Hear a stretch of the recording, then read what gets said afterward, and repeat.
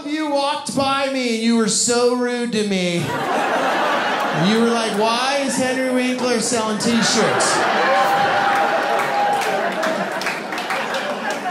Now look at me, I'm up here. Oh my gosh. That table thinks Tony Danza's here tonight. They're like, no way.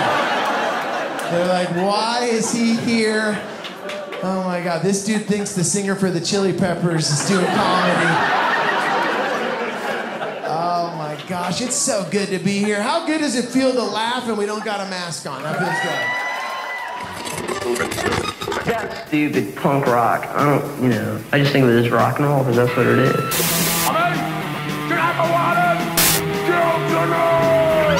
Neighbors. No one loves you like he loves you. You want Bill Sperm with that? Sunday, and we'll be back in the lab. Your answer is non-sequitur. Stan with the Punk Rock Chronicles podcast here with another killer edition. We're super stoked on this one for sure. Before we get started, I want to introduce some of our cast that we have here. We got Rob Shrizzle. Hey. Shrizzle? The Shriz. We got Bob the Bastard. Hey. And then we've got our new friend, Joe Sib. We're super stoked on Joe. Oh, yeah. Yes. And I like your intro. Yeah, man, we're super happy that you came out. Like when you guys reached out to us to be on our show, I was like, "Fuck yeah!" Because you probably don't know this, but I reached out to you probably like a year and a half ago. I'm so stoked you weren't like, "Fuck you," and you're an asshole. Yeah. And we were having you on the show to tell you we hate you. But it was one of those like reach out and the guy, we're locking that door, and you're fucked. You're out of here, dude. And no, you're not out here. Yeah. But and so I'm like, yeah, he's never gonna respond. And then you guys hit us up. Your management hit us up, and I was like, fuck, that's cool, man.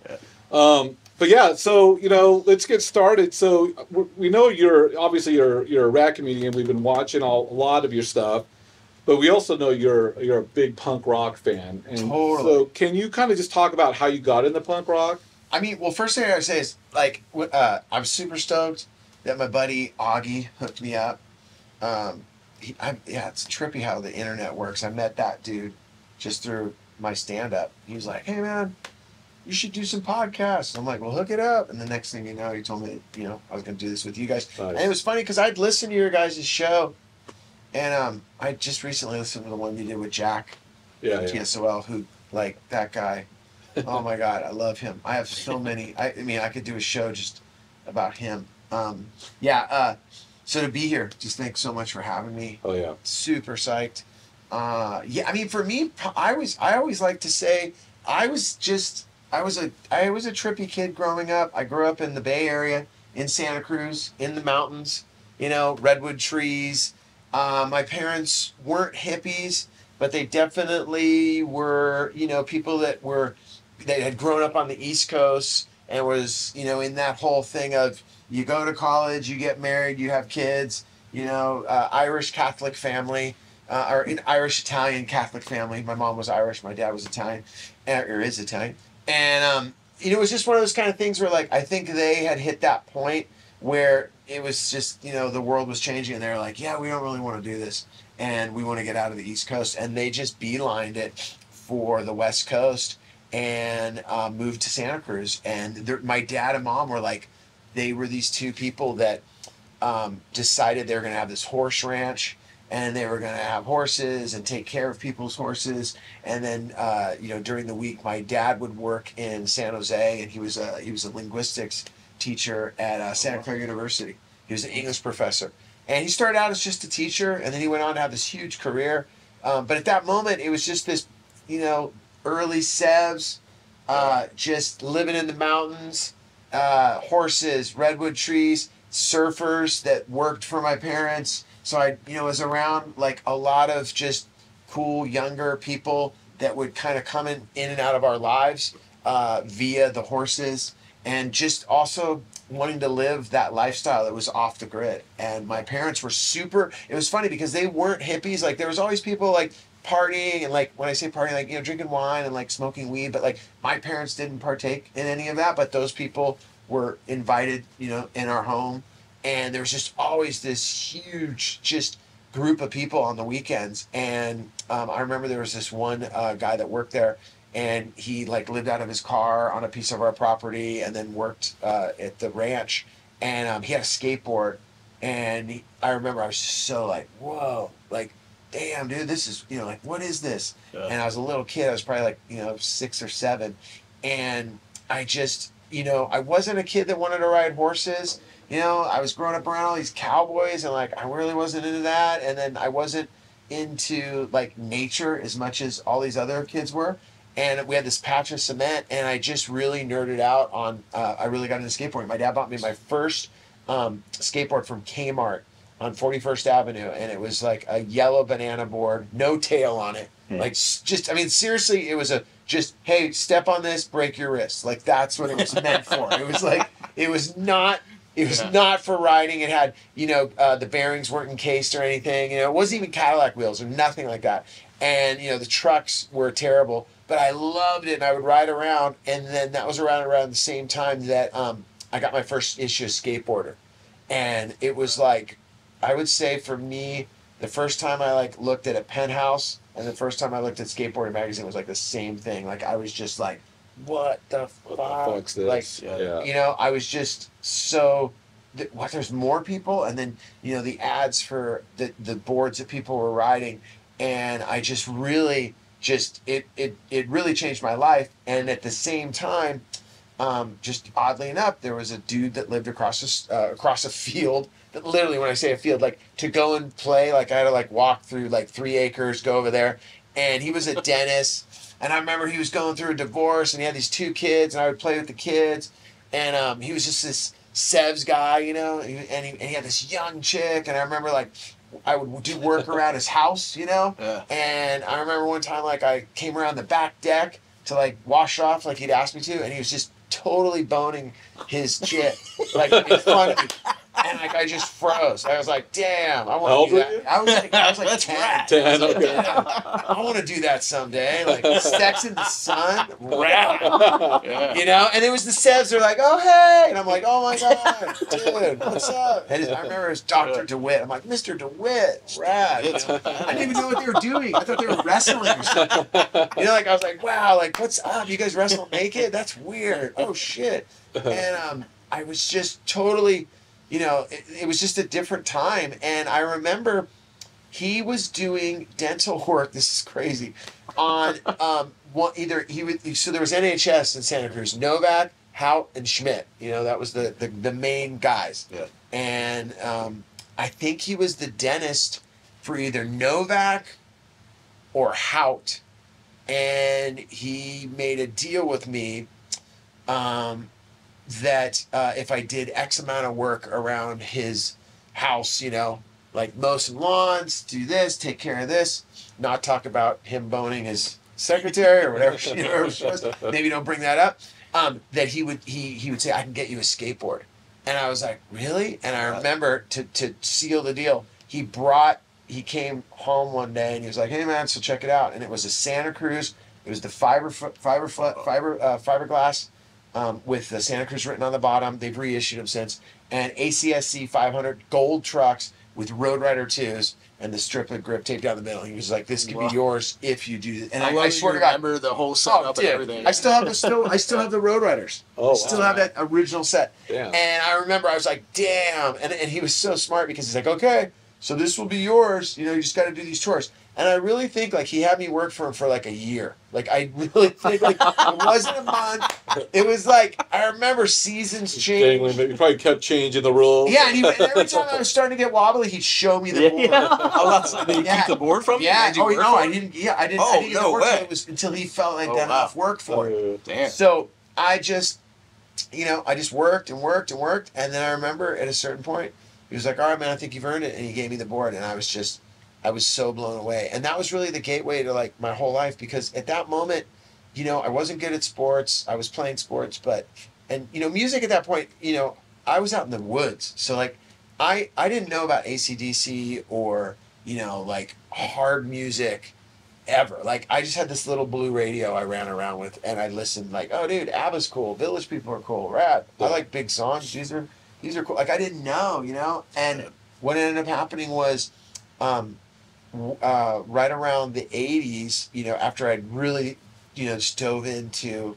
skateboarding, and that was really like what I loved. And when my parents ended up getting divorced, my mom moved into like Santa Cruz proper, Santa Cruz Gardens area, like up in Santa Cruz Gardens, and then my dad ended up moving to San Jose. So it was like, I was in like 6th grade, and I would spend the week with my mom and then spend the weekend with my dad. And then what ended up happening was, one of the first weekends I went to visit my dad, he's like, "Hey, you're not gonna believe this, man. They have a skateboard park by my house." And I'm like, "A skateboard park?" He's like, "Yeah. Like, you want to go?" And I'm like, "I guess."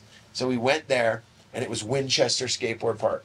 And at the time, I don't know it, but it's one of the most legendary Northern California skateboard parks. People, you had Rick Blackheart there, Steve Caballero, Corey O'Brien, Gavin O'Brien, Insco. Like, you just had all of these heavy, Peter Gifford, all of these heavies there, which I didn't know. I was just a kid with a bowl haircut with his dad.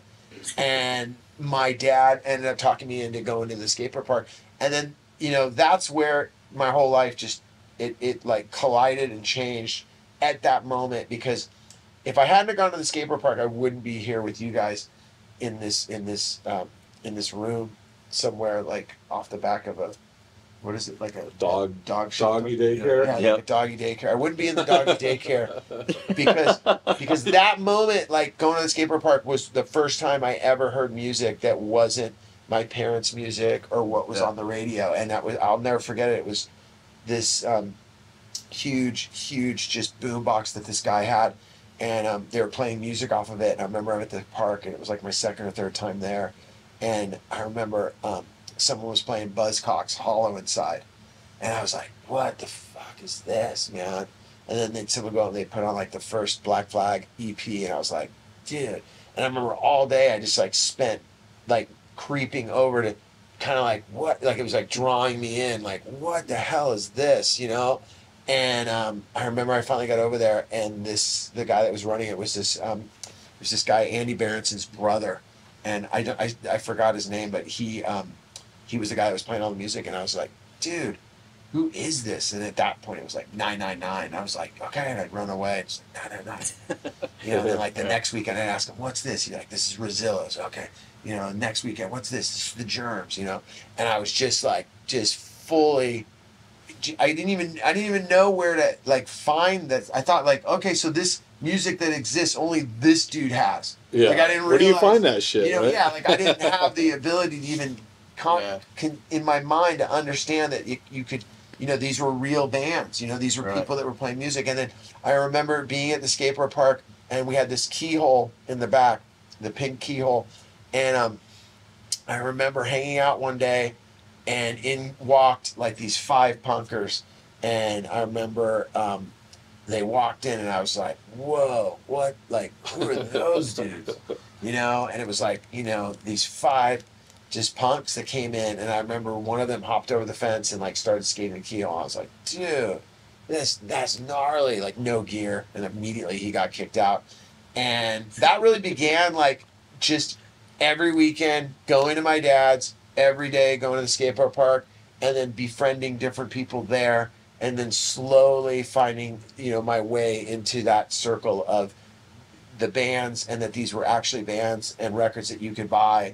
And then that turned into just being on a quest to all I wanted to do was skate and just get my hands on records and get my hand on cassettes and listen to, like someone would turn me on to like Max and Rock and Roll. This is on, Max and Rock and Roll, I think was on like every Thursday, from KPFA in Berkeley. I'd be like, okay, I got to listen to that. And then Vinyl Rights was on after that, so I would listen to that. And then that was just more of like, wow. And then what ended up happening was, right around that time period of moving in with my dad. Then I finally moved in with my dad. I would visit him on the weekends, and then right in my sophomore year of high school, my mom sent me to go live with my dad, and that was like the best thing that ever happened, because my mom, had her way of doing things in her house. I was getting into punk rock. I was like going down that road. She wasn't really having it, or just not really understanding like what it was all about.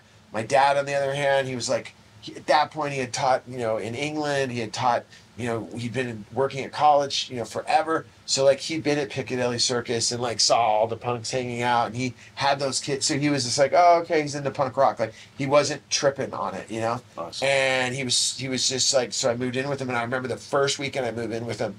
I go to school, my high school, and at that, my dad's like, all right, like my mom kicks me out on a Friday night, and my dad already had me in a new school like Monday morning. All dialed in. Yeah, dialed. Right. Like this is back in the day, like there's no like filling paperwork. I was like, hey, this dude needs to go here. And I'm like, oh my God. And I remember I went from this little student body of like, say, I don't know, 500 people to this, 3,000 student body in San Jose. And I remember that was the first time I saw like a real punker. This dude walked in, he had bleached jeans on, creepers, bum flap on, leather jacket, spiky hair, earring, bondage belt. And I'm like, fuck. And like punk to me at that point was just Levi's, Vans, and like a shaved head. That was as gnarly as we got in Santa Cruz. Like we, at least my crew. Like I'm sure there's other dudes that were getting gnarly, but like we were like, we're punk. We have a flannel on with a shaved head. Maybe we ran some peroxide through it. Like that was as gnarly as we got in Santa Cruz. And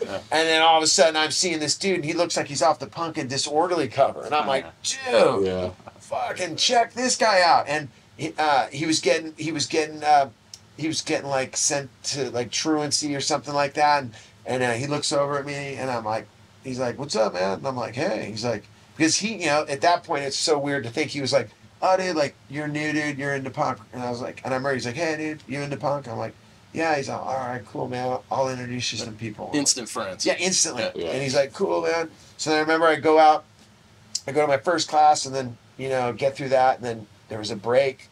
And I was sitting on, you go out there, and I'm just kind of hanging out, and this chick walks over, and she's just like, hey, do you like punk rock? And I'm like, yeah. She's like, do you want to meet other people that like punk rock? Like-minded folks? Yeah, that's like how small it was. And she was like a skinhead girl, and I was like, yeah. So she brings me over to this stage. It was a smoking section. And on one side, it was all what we call dirt heads. It's all dudes with feathered hair. We call them dirt heads to their face. Yeah, just like dirt heads. Like, yo, dude. Like they were all like, like Hornheads. They were like Hessians, like dudes in Zeppelin shirts with little teeny mustaches, terrible acne. They all look like James Hetfield, like early Metallica, like that bad acne, bleached hair, super tight pants, Nikes, and like smoking. But then they were on one side, and then all the punks, mods, and skins were on the other side. But the thing was, they had this stage. It was so weird. There was a stage at school. That's where like those kids hung out. And then the rest of the kids hung out everywhere else. So we were on this, area in the middle of the high school. And sure enough, like everyone's just bumming smokes off each other. Like, but I didn't smoke, And I'm just kind of hanging out, and I'm like standing there. And I remember the girl's like, okay, hey man, this is Joe Trumpeter. This is Joe Linehan. I'm like, whoa, this dude had like big old Mohawk English accent. I'm like, damn, this is a real deal, dude. Like, and dude, I remember they had tats. Like, I'm like, dude, he's like, dude, in high like, school? Like my grandfather has a tat. Like, no one has a tat at this point. This is 82, 81. Wow. I'm like, dude, this is gnarl. And I'm just sitting there, and I'm hanging out, and then this one dude rolls up on me. He's got a shaved head, and he's got no shirt on, and a leather jacket, shorts, Doc Martens, and I'm just like, whoa. He's like, what's up, man? And he's all, hey, dude. And this other guy, man, this is Joe Sib. And he's like, yeah, dude, I heard you're from Santa Cruz, man. I'm like, yeah. He's all, that's cool, man. And then this one guy vouched for me because he's like, yo, bro, yeah, dude, he skated Winchester. I met him there. And that dude's name was Dog Boy. I was like, wow, okay, what's up, Dog Boy? Nice. And I'm like, you're like a kid just trying to like, okay, that guy says I'm cool. And this one dude was just cruising around me, like sizing me up. And I remember he's like, so what's your name? And I'm like, oh, I'm Subiando, Joe Subiando. He's like, nah, dude, you're Joe Sib.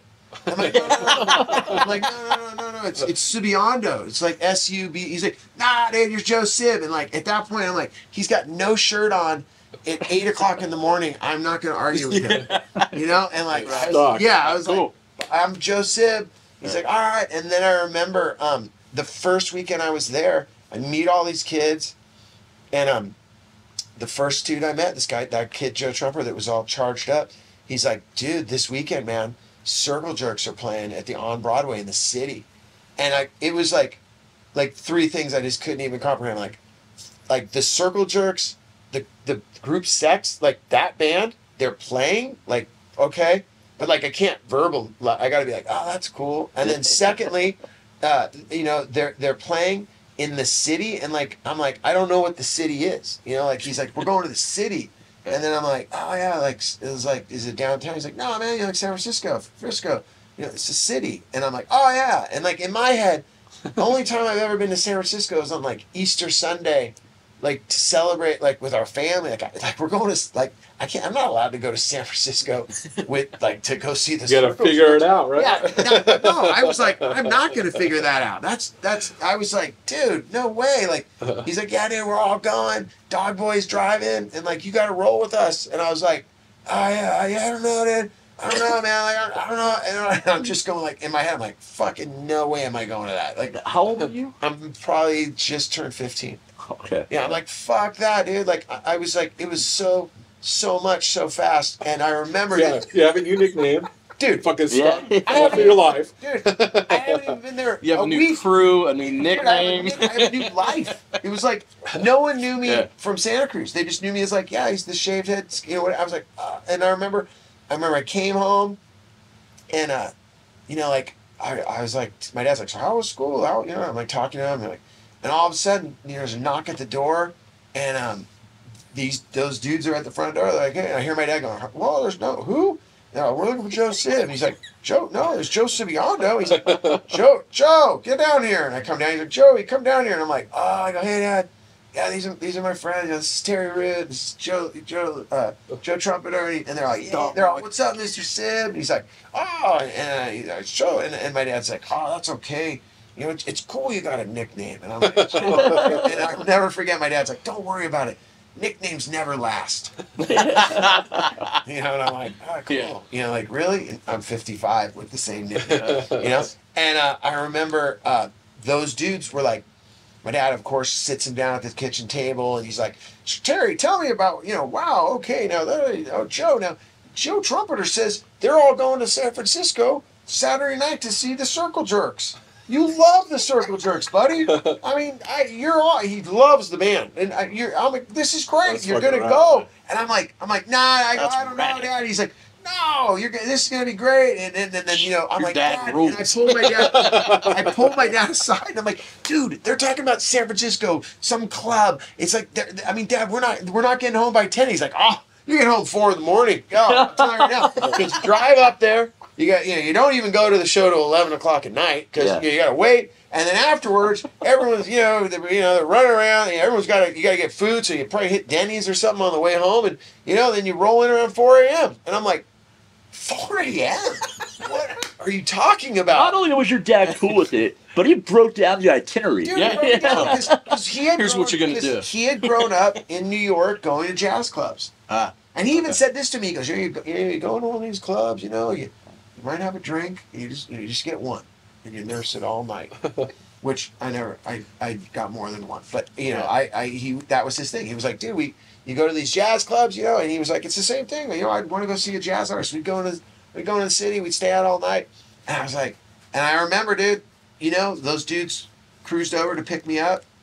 They had a muscle car, and I remember I get in there, and it was like those cars.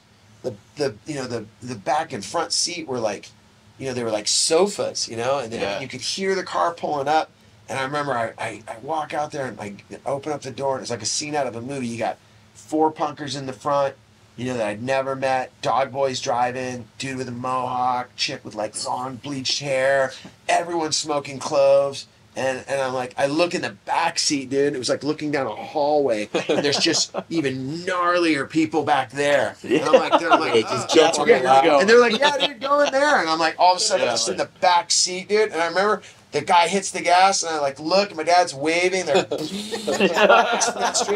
someone's like, yeah, dude. And they're like, dude, get him a beer. And I'm like, oh no, I'm not thirsty. I'm good. And the dude just reaches down and just out of this box pulls up a 40 of Mickey's Big Mouth. Dude. A 40 of Mickey's. Not even the Big Mouth yet. He's like, here you go, bro. And I'm like, in my head, I'm like, that'll fuck you up. This is This is crazy. yeah. Oh, this is crazy.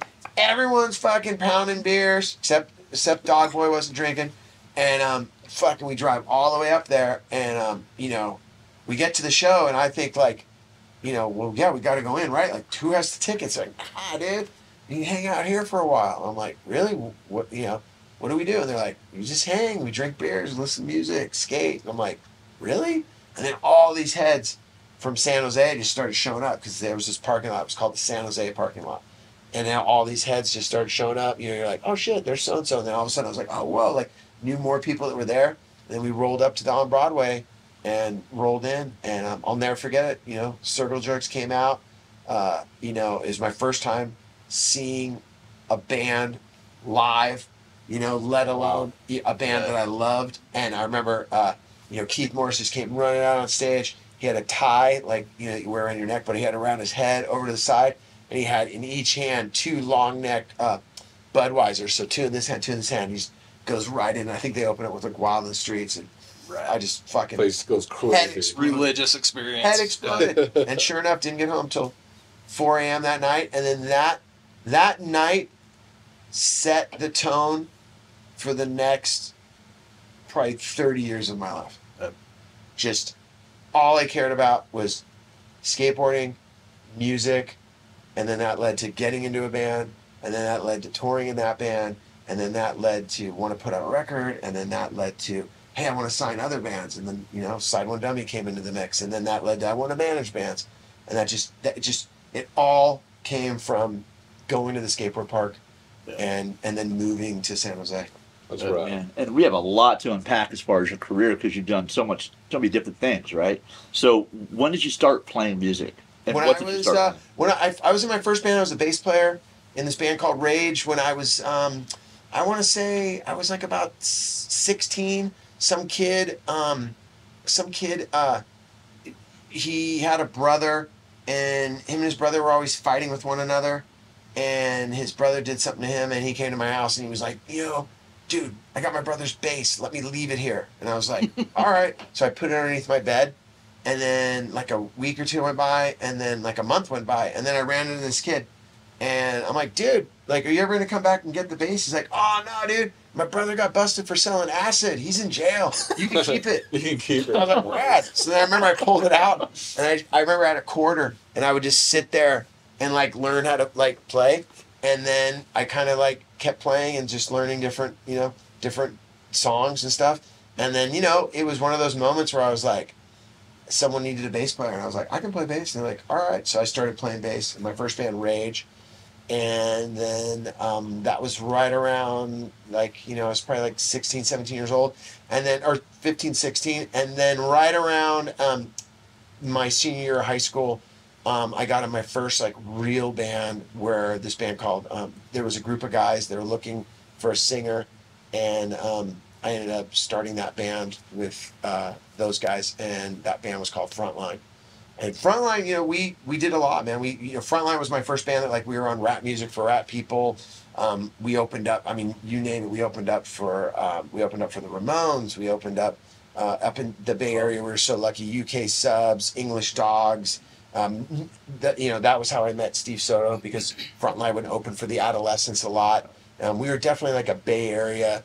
We were a band that was on a lot of shows at the Farm. A lot of shows with Social Distortion, a lot of shows with the Adolescents, shows with DI. I mean, anytime any bigger band from Southern California that would head up to the Bay Area, we would get on those shows a lot. And a lot of the, that first wave, like I said, like when UK Subs came over here and those type of bands, we opened for them, did a lot of shows with the Vandals, and Vandals were one of the first bands to take my band Frontline out of San Jose. They said, hey, we're doing a run of shows, and like it was some like I think it was like Salt Lake City and some other places, like Oh, they actually went out of state. Yeah, like we went out of Like a state. Like, it was like, hey Southwest man, we're gonna hit a type Phoenix, we're gonna do this, and then we ended in Salt Lake City, and then we were gonna drive back, and then we were getting along so well, they were like, dude, just stay on the whole tour with us, and we were we were like, what? Holy shit! But we couldn't, because one of the members had to like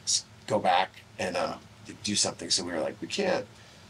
But yeah, so like the Vandals, they were super super like when when the Exploited came to do San Diego, we opened up for the Exploited there. TSOL, when they got back together and they did their first reunion shows at the Circle, what was it called? The one where it was Offspring, Frontline, Cadillac Tramps, and TSOL. Like right when they got back together, Jack called us and he was like, "Hey man, I want Frontline to come down and open one of the shows." So that was at the Celebrity Theater. Is that the place that had the spinning stage? Yeah. So I remember Jack talking about that. Yeah, that. I'm pretty sure it was Celebrity, but it was it's the Turning Stage show, which is crazy because there's a video of all of us hanging out backstage and it's Offspring, they're opening, and then it's Cadillac's Tramps. Like all I remember about that show was, Offspring played. Don't remember anything about them. No diss, but like they weren't the Offspring yet. But then we played.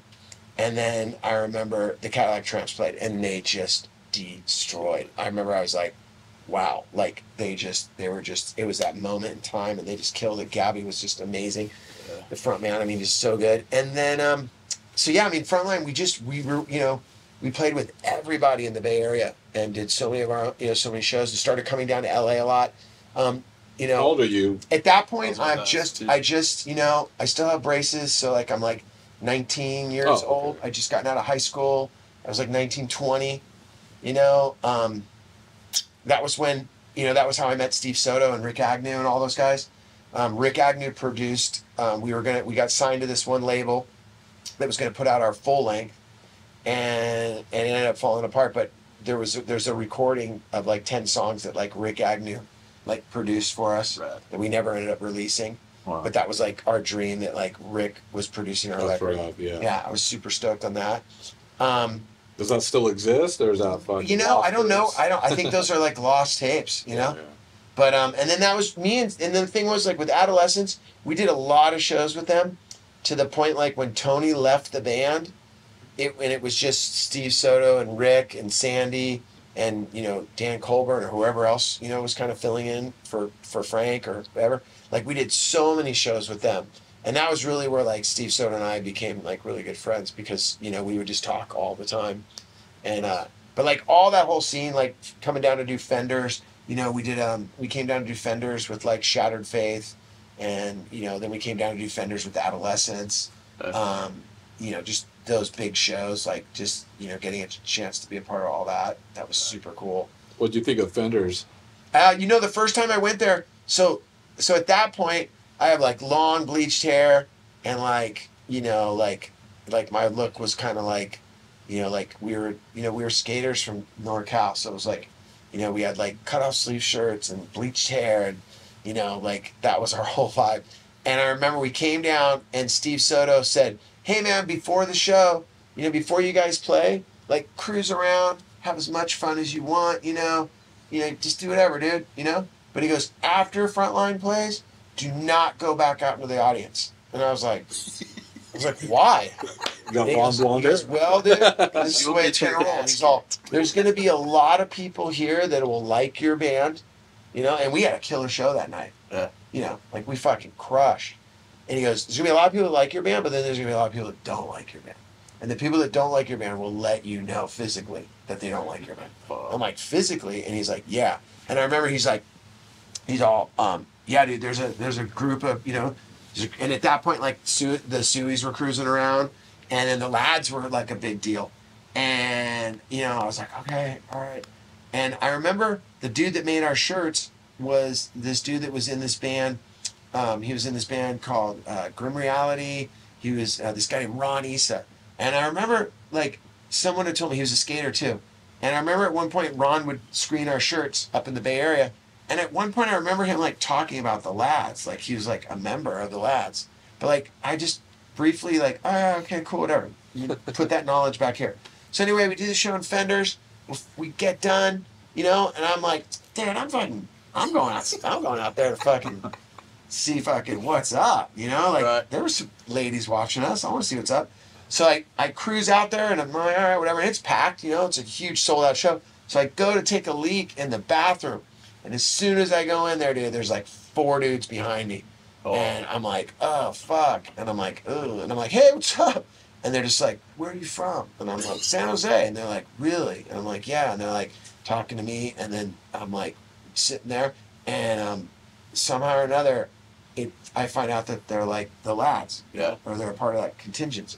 And I'm like, you know me, I'm like stoked. I'm like, dude, are you guys the lads? And they're like, looking like, and I'm like, dude, I fucking know, my bro's in the lads. And then they're like, what? And then like wrong thing to say. And they're like, what do you mean your bro's in the lads? Who's your bro? And I'm like, no, dude, my bro Ron Issa, he makes our shirts. He's so cool, dude. What's up, dude? And I try to bail out of there, like, wait here.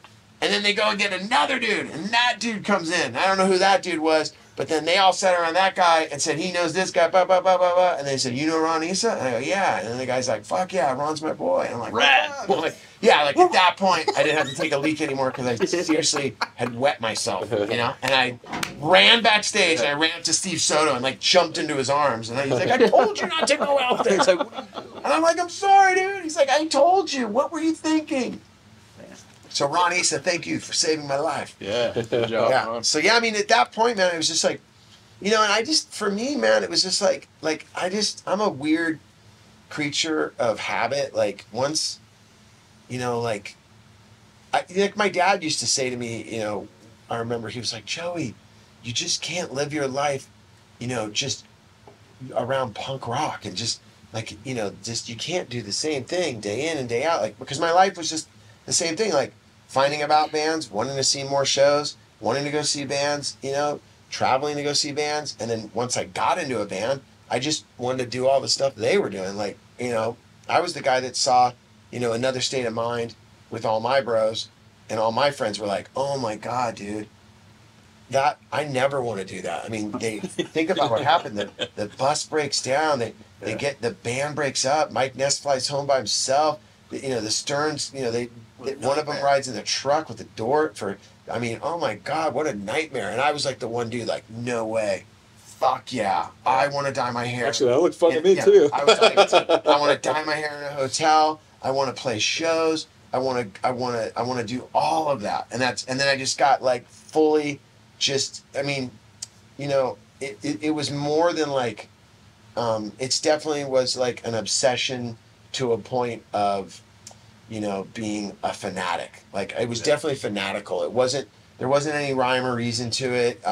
You know, there was no plan of the future at all. I never thought about, you know, if this doesn't work out, like I was just like, I just never thought that far ahead. You know, obviously as I got older, you know, and you have a family, that's when you start, you know, oh shit.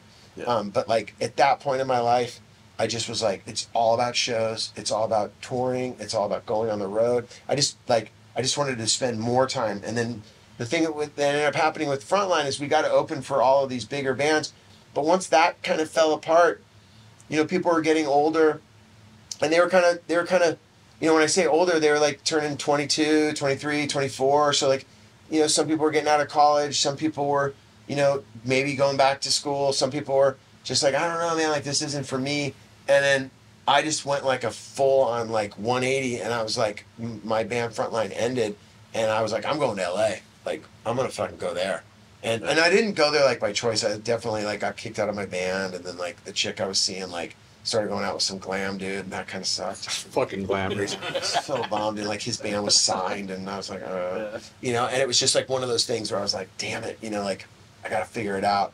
And I remember I was like, fuck it, I'm going to LA. And I remember I went down to LA, and a buddy of mine, who oddly enough, he's the main curator of the Punk Rock Museum in Las Vegas. His name's Brian Ray. And he was the one that talked me into moving to LA. He was like, bro, dude, you're done with San Jose. Frontline's over. You know, come down to Hollywood. And I was like, really? And he's like, yeah, you can stay on my couch for 1 month. After that, you're on your own.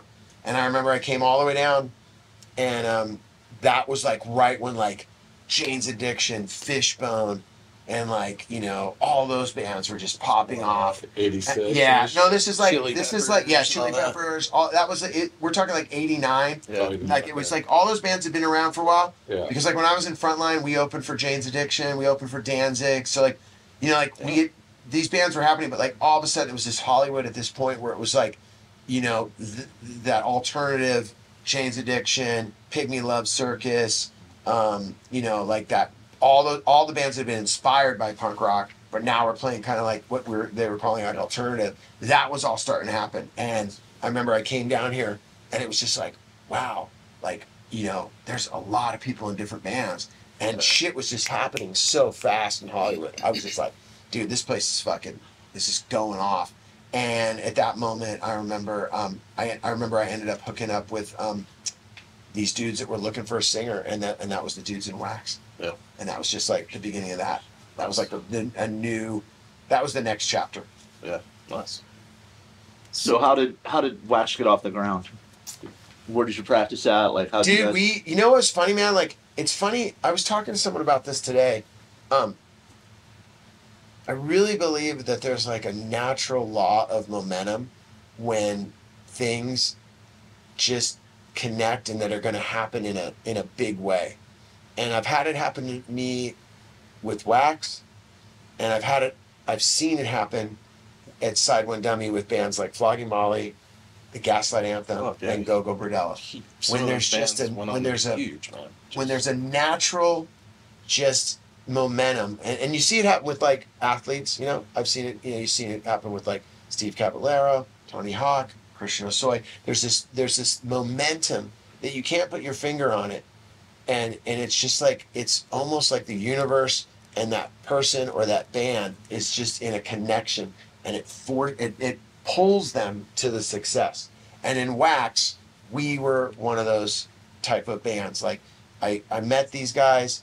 You know, I remember I met them in the summertime of like, you know, it was like early August, and like, and we started our band. You know, we started practicing right around like, I'd say like June, July, and by February of the next year, like 6 months later, we had a record deal. And it was just one of those things. Yeah. And like saying having a record deal to people nowadays, because it doesn't, you know, you don't need a record deal nowadays to have your music. You don't need, you know, like, look at what we're doing here. You know, we're filming the podcast. It's going to go on the internet. You don't need CBS or HBO. It's like, you know, people are going to fucking see it. You know, you don't need Netflix even. You know, it's like you guys got your own thing.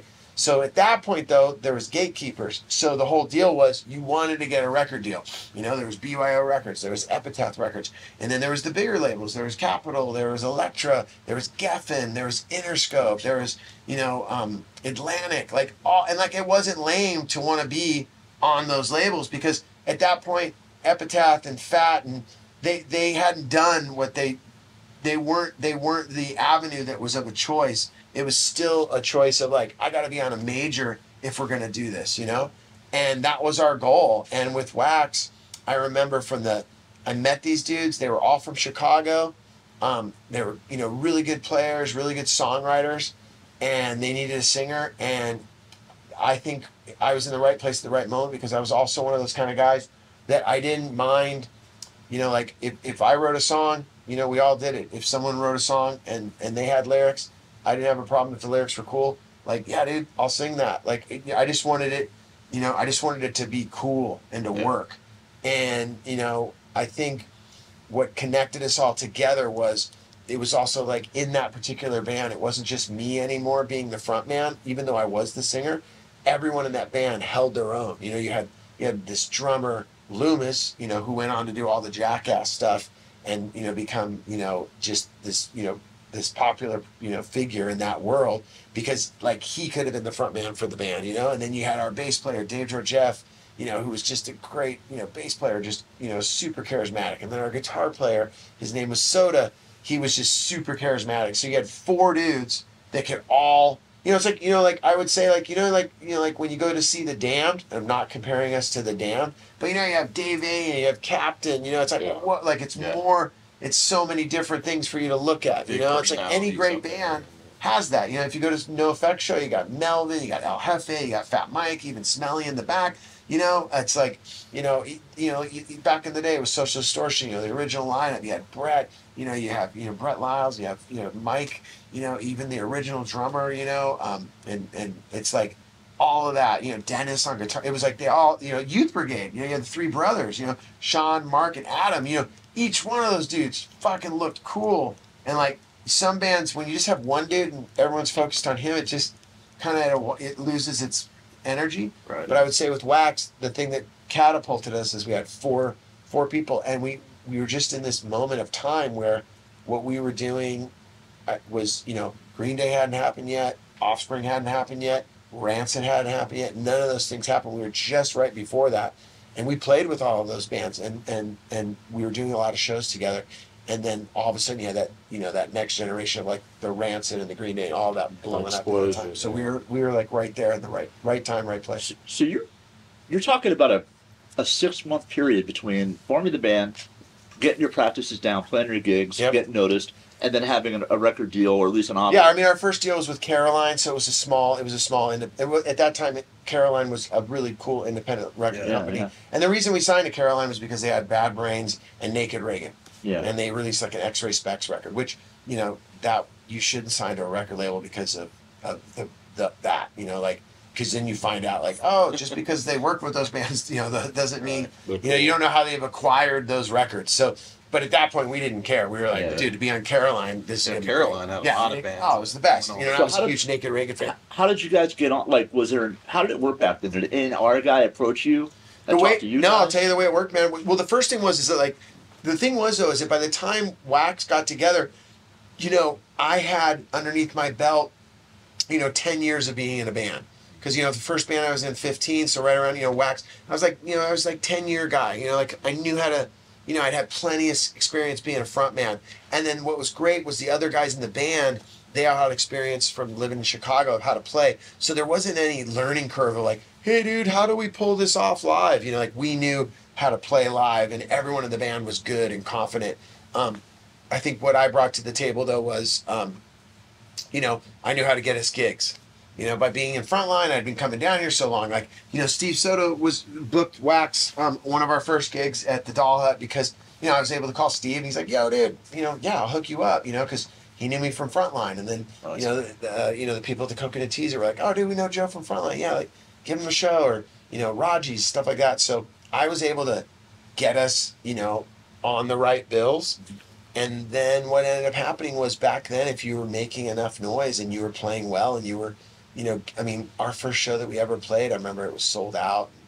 It was just like one of those kind of things where it's just like, just this momentum, you know, and I really believe that like, that's, you know, that's how things, if generally when things are successful, there's just a natural momentum where it's not like a hard sell. Yeah, yeah. You know? And that era was when punk was starting to kind of stir again. Yep. And there was a resurgence happening in 88, 89, 90. Yeah. That whole resurgence too was, you know, really led by like bands like Green Day and Rancid for sure. You know, and at that point too, you know, you had all of the like the Pearl Jam and the Nirvana and all that stuff happening. Like when Wax did Lollapalooza, it was the year that we did, it was the year that the Chili Peppers were on there. So it was like Chili Peppers, Pearl Jam, Soundgarden, all those bands. That's huge. Yeah. Early, So like, early yeah. years. Yeah. Yeah, which, you know, for me, man, I remember we rolled out there and it was somewhere in Virginia and Wax was playing, we were playing, you know, we were playing Lollapalooza and like I said, it was like Ministry, Soundgarden, who else was on there? Ministry, Soundgarden, Pearl Jam, Red Hot Chili Peppers. And I was like, we were over on a side stage and I was so bummed. I was like, dude, why are we having to play on this side stage? This sucks. He's walking in, right? Yeah. I was like, dude, we're better than that. Like, why? You know, and you know, at that moment, I'd never seen Soundgarden yet, you know? Yeah. I'd never seen Pearl Jam. So we did our set, and then I made my way over, and I remember it was pouring rain, too. It was like we were out in this field in the middle of nowhere. And, you know, we're all cruising around in, like, you know, Pendletons and, like, slick back hair and, like, creepers and, you know, peg pants. And then, you know, in rolls, you know, Pearl Jam and Soundgarden, and they're like in shorts and like no shirt and like long hair and scruffy. And I remember being on the side of the stage, and it went that day. It went Soundgarden into Pearl Jam. I'm pretty sure, or it might have been the other way around, but it doesn't even matter because that was the first time I ever saw Chris Cornell sing in real life. And I remember I was sitting on the side of the stage, and I walked over there, and you got to remember, like saying this, you know, now to someone listening, they're gonna be like, what were you thinking? But you got to remember, it wasn't like it is today where you click the video and you're like, oh, cool, this guy's a badass, got it. Oh, that's how, okay. You know, that didn't exist. This is like, it's real life. So I'm walking over there going, fuck Soundgarden, fuck Pearl Jam. Totally. We're in fucking wax. We deserve to be on this fucking stage. Who the fuck do these fuckers think they are? Fuck them. That's what I'm thinking. Now, I'm not saying that, but I'm thinking that. And I'm walking over there, and I remember I'm like, I'm going to watch these motherfuckers play. And I sit down on the stage, and I stand there, and in comes Soundgarden.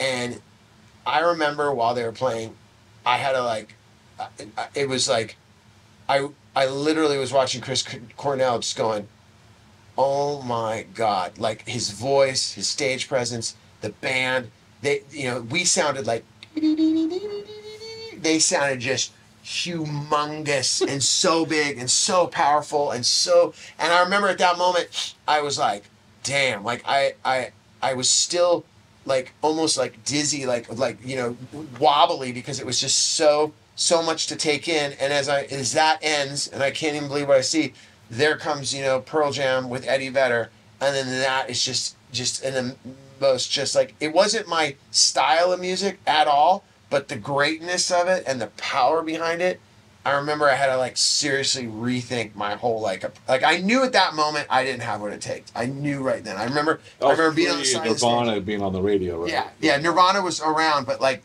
they weren't on this. They were happening, but I knew right then at that moment as I watched Chris Cornell for 40 minutes and then went into Pearl Jam. I knew. I remember right there at that moment, like to myself, I was like, you know what, man.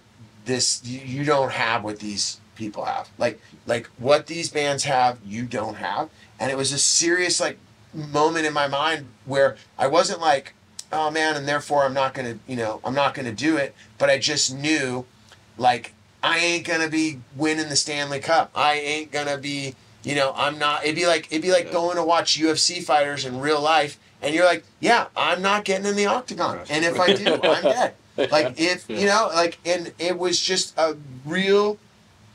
That moment was a huge moment for me because I realized at that moment I had to I knew I had time to figure out what I needed to do, but I also knew the clock was ticking because I was like, dude, if you think you've got what those guys have got, you are kidding yourself. It was like the equivalent of if you paddled out at Mavericks or Pipe and you're like, yeah, I'm going to pull into that. And you're like, no, you're not.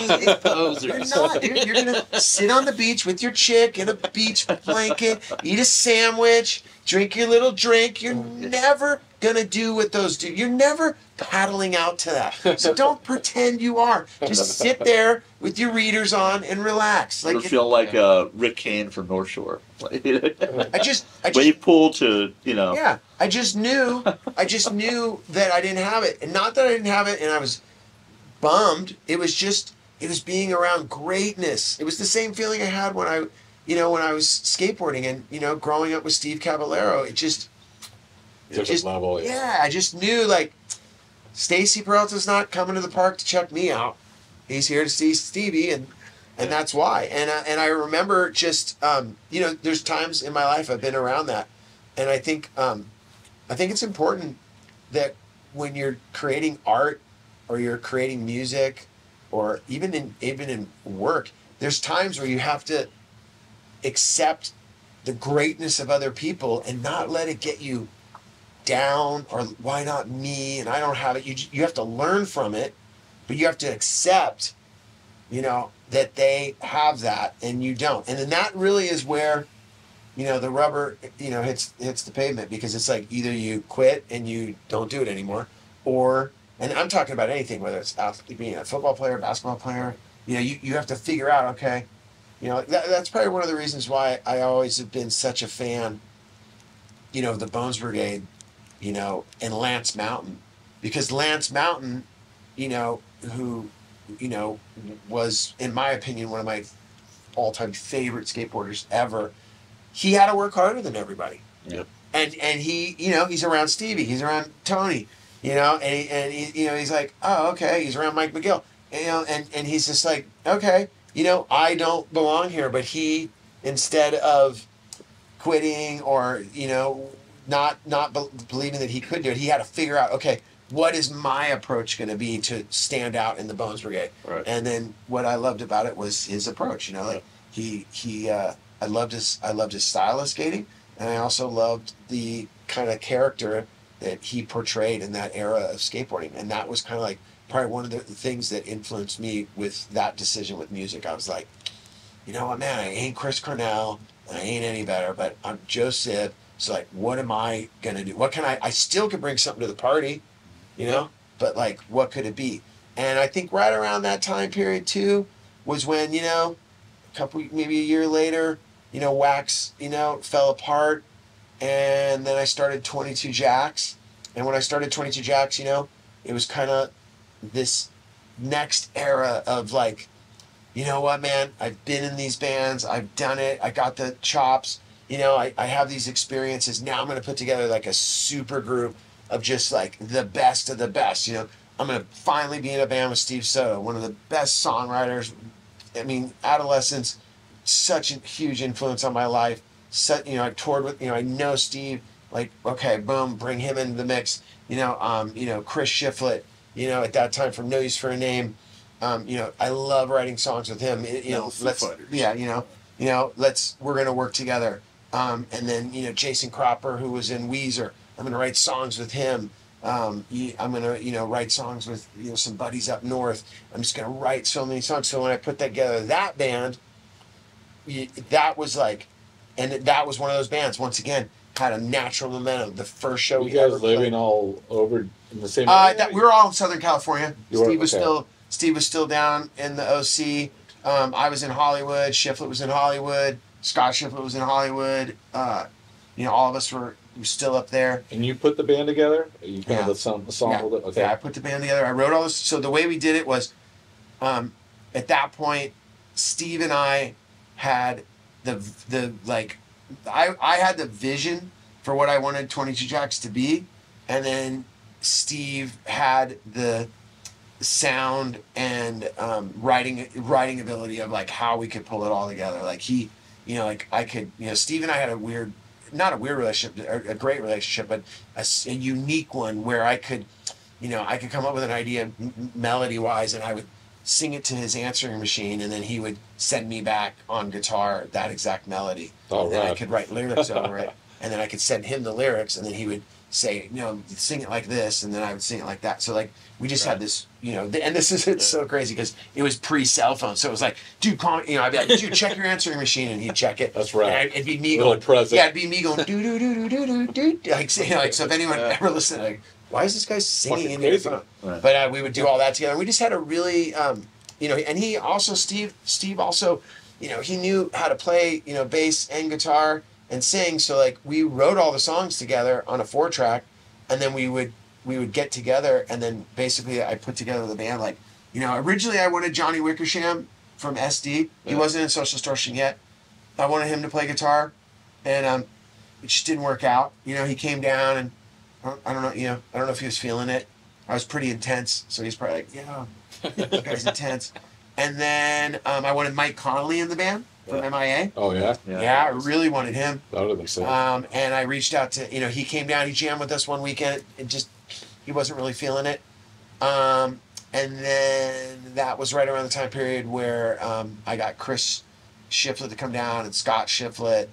And then that we started, like the original lineup was, Scott Shiflett, Jason Cropper from Weezer, and Steve Soto, Sandy from Adolescence, now Agent Orange, and me.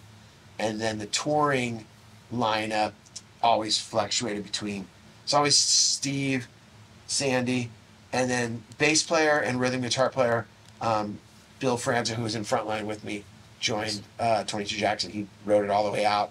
And then we had kind of like, we altered. The bass player was either like, we had a Kelly Lemieux, who was awesome, who's in Buckcherry. And, you know, Oh, wow. yeah, which is so great. And then we had CJ Ramon for a long time. Jeez. And then we had another dude in there. But yeah, it was. How long did that band last? We, 22 Jacks, we had like about, I want to say about like a, I would say, let me see, 22 Jacks. Well, I know that like, that was SideOneDummy's first release in 95. And then I want to say we ended right around like 2001. Okay. It was about 6 years.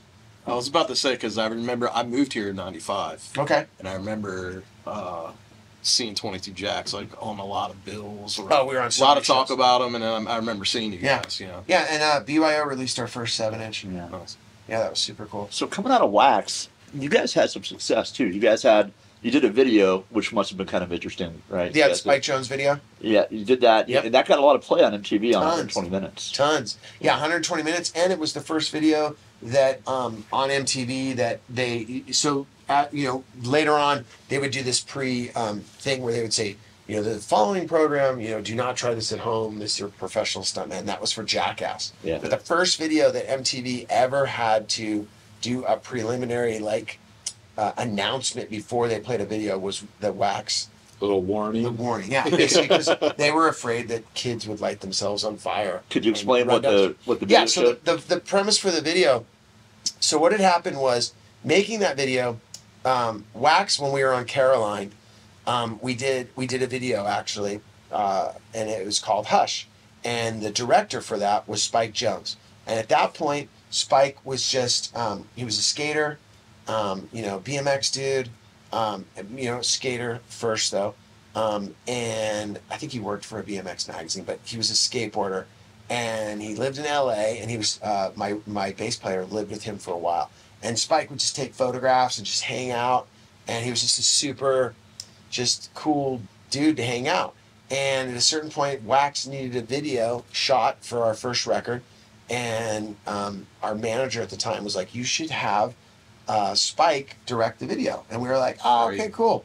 And, he came out to Chicago, which that was a crazy story. That's like a whole other night. But that next day, we recorded Hush, and Spike directed it. The video, it went on 120 minutes. It didn't blow up. Nothing really happened. We went about, touring on that record. Unfortunately, when we got done touring with that record on Caroline, that first record, and the name of the record is What Else Can We Do? When that record, when we got done touring it, we were supposed to make our next record for Virgin Records, because Virgin had bought Caroline. So we were going to put our next record on Virgin. Well, we go in to have our meeting about being on Virgin Records, and they basically drop us. Sorry guys, we're not picking up the option. You guys are on your own. So we get dropped. So there was this weird moment where there wasn't really supposed to be another Wax record. And what ended up happening was, we had already begun and we had made the second Wax record. But when Virgin dropped us, fortunately, I was able to talk them into giving me the record and being able to, do what I want with it, which was super rare because they owned it. And I knew the president at the time, and I was like, look, man, I'm 24 years old. You're dropping our band, but we made the record for you. Like, let me have the record. And you're not going to do anything with it. And he was like, Joe, I can't just give you the record. And at the time, it was like, we spent $100,000 on it, which was a lot at that time. But I talked him into it, and he gave me the record. Right. But we were in this weird, just bad place for like a year, where all the bands that we had played with were just blowing up. Green Day was blowing up. Rancid was blowing up. Offspring was blowing up.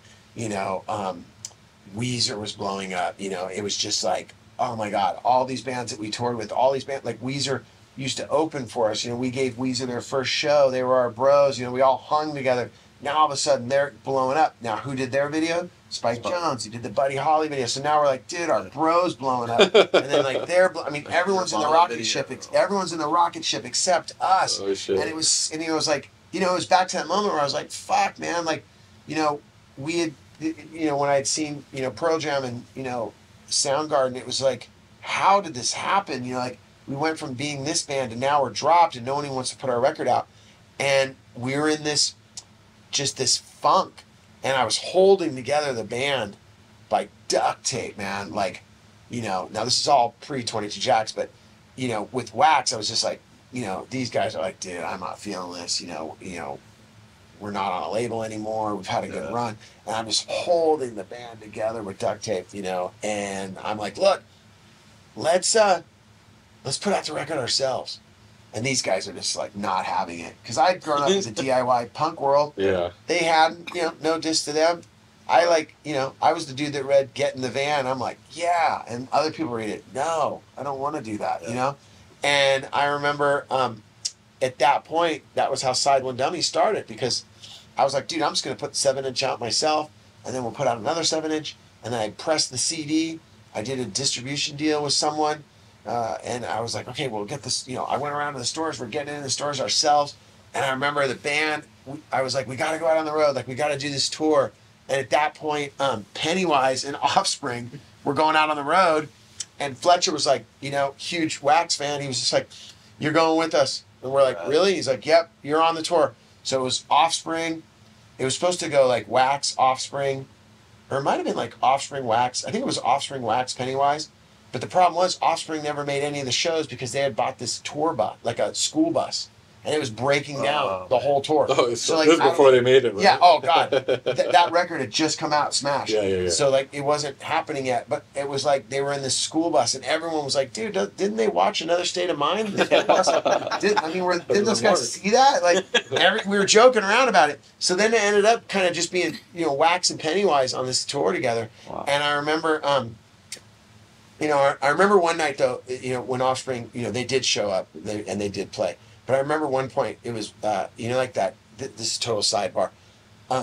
So, like, it was at the end of the tour, and it was, like, Pennywise, and, you know, we're all, you know, you always do a merch, like, oh, dude, let me have a shirt. Oh, dude, Joe, you want a shirt? Yeah, here you go, bro. So I got my Pennywise shirt on, throwing Wax shirts around, and, you know, the Offspring dudes are there, and I'm like, yeah, dude, what's up? And it was just, they weren't not that cool dudes, totally cool, but, you know, like, we had just bonded so much with Fletcher and Jimmy, and, you know, and at that point it was original bass player, you know, right. You know, Byron, like, we just had a connection with them, and we're all exchanging shirts, and then Dexter, he was cool. He's like, yo, Joe, dude, you want a fucking Offspring shirt? And in my head, I'm like, no, you know, like, I probably wouldn't wear it. It's not really my scene, but I'm not a dick, so I say, yeah, bro, I'd love it, man. And he gives me the Offspring shirt, and I go, dude, you want a Wax shirt? And he goes, nah, I won't wear it. I'm like, well, take your shirt back. Well, I couldn't. I was like, dude, that's not cool. Like, I almost said the same thing. Yeah, bro. Like, dude, That's you know? funny. Yeah, so, but, So the reason but I brought hey, up, I love Noodles, and I love Todd, who's in the band, and my friend Pete used to be in the band. But, yeah, to answer the question, though, so we put that record out ourselves, and what ended up happening was, the way that we got re-signed, this is totally how we got re-signed.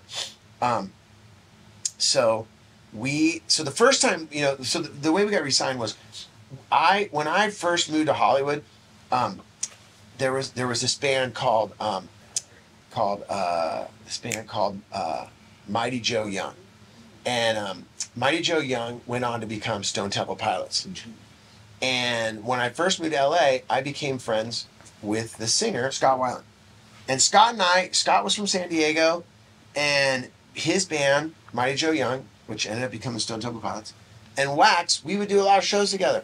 Totally different music, but we would always play together.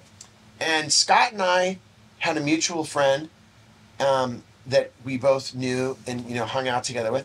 And then Scott and I we were always just like two singers. Like, hey, what's up? That's cool, man.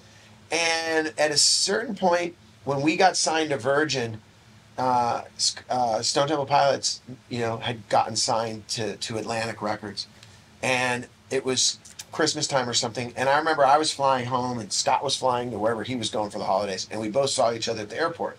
And we knew at this time, you know, Wax hadn't happened yet.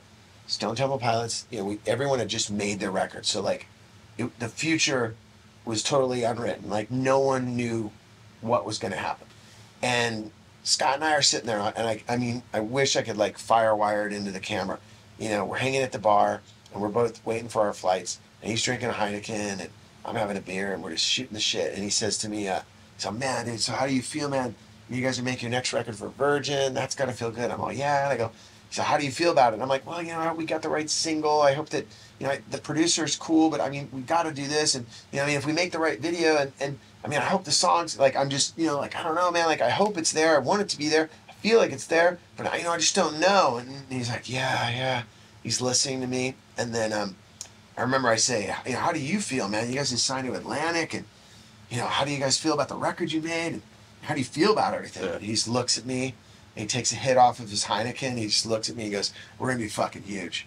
He knew, huh? He knew. No doubt. Yeah. Fucking knew. Yeah. Yeah. And I remember that. Then at that point, he gets up and flies home. And that was the last time I saw him for years. Like, Wow. they just blew up. Meanwhile, my band gets dropped.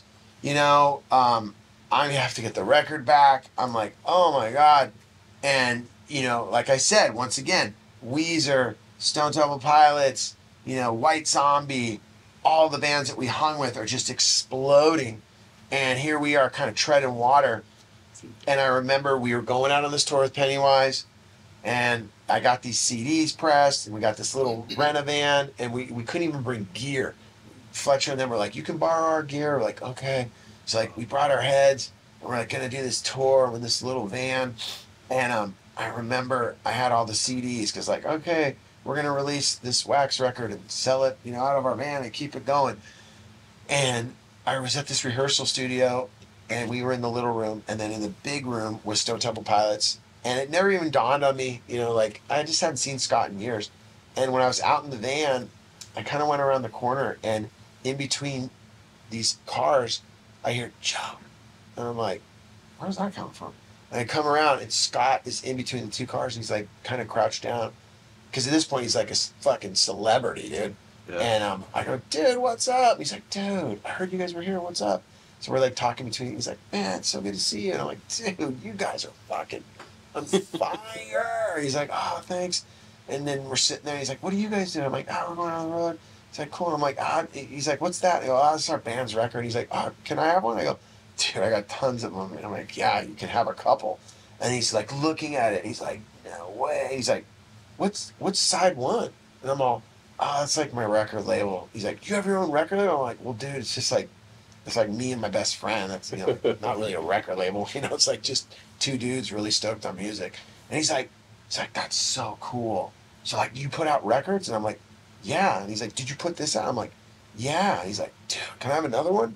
I'm like, all right. So I give him like 4 copies.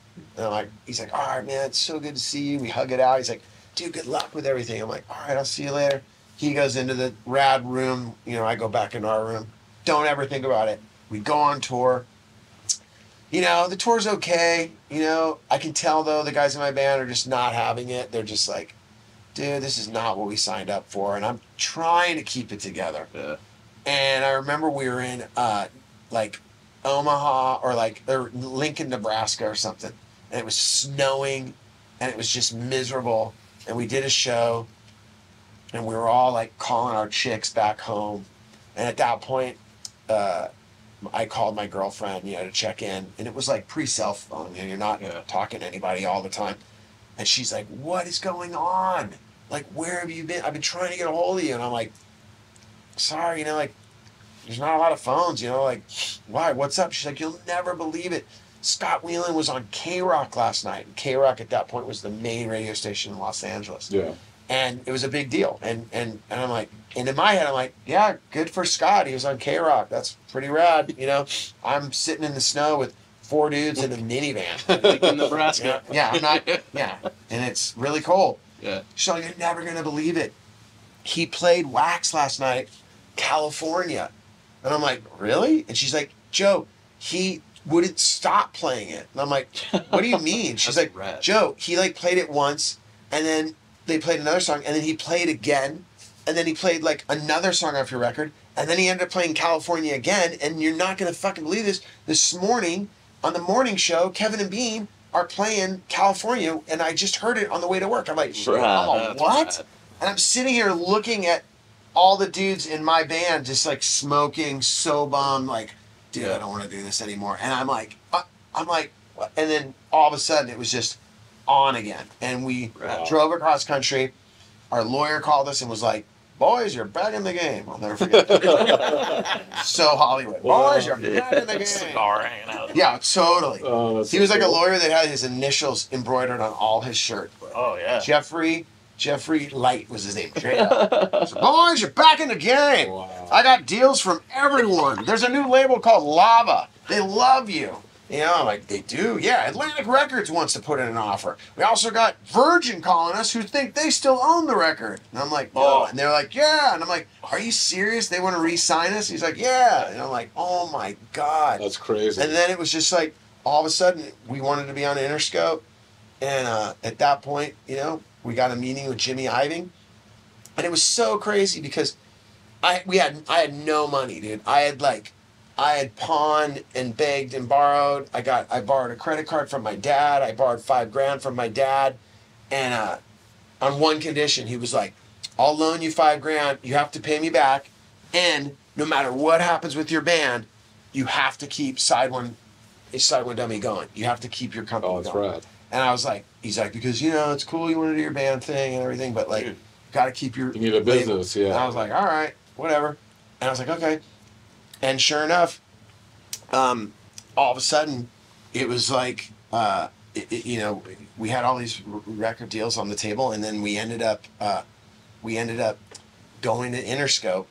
And I remember it was just so surreal because like the first time we got signed, you know, it was like you get signed and it was like champagne and like everyone, you know, it was like daytime and it was super cool. But then the second time it was so like, you know, we went in there, it was late at night, Jimmy Iovine came in, the head of publicity came in, the head of radio came in. It was just like strictly business. They were like, all right, what is it you guys are looking for? And at the time, you know, it's crazy to think because it's such a small number now, but back then we wanted, each guy in the band wanted $100,000. So we wanted $400,000. And that was, and like, I remember saying, you know, like, it's pretty, you know, like, it sounds, like, even saying that right now it sounds silly and very egotistical, but we were like, yeah, we want $400,000. And I remember Jimmy, I was like, okay, so you want $400,000? What else? And we're like, and I'm like, fuck, you help. All right, like, that's pretty cool, you know. And I remember Take that $500,000. Yeah. Damn, we should have said fucking $600,000. And I remember like, and he's like, what else do you guys want to do? And then I remember our bass player, he was like, you know, he knew the label in and out, and he was just like, you guys have Bush? They're happening right now. We want to be on tour with Bush.